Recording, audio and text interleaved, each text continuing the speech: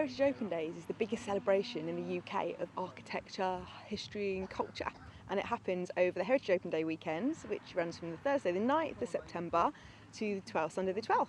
There's over 300 events happening across the region.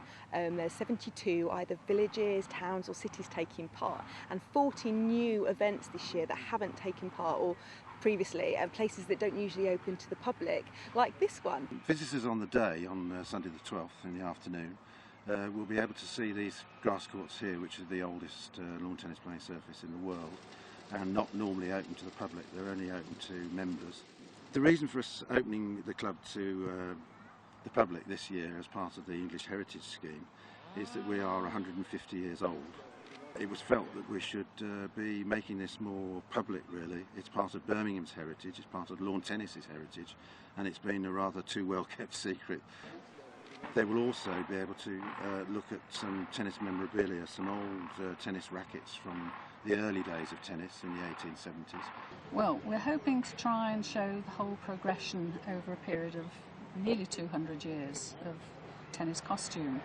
The Victorian costume is perhaps the most attractive because people have not got any conception at all of what ladies in the Victorian period had to wear generally. And when it came to playing tennis, they found that it was very, very restricting. But they're quite pretty to look at. Volumes of skirts, tight corsets, bustles, pretty jewellery. But when we get into the 20s and 30s, that really was a very fashionable time for tennis clothing.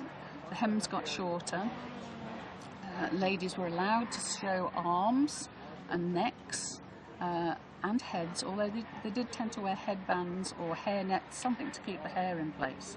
So it was a much freer time, and 20s costumes remind you of the flapper times, and I think men liked those better. All the events are free. You just need to go to the Heritage Open Days website or phone the free phone number to find out exactly what events are happening, what days they're opening and what times.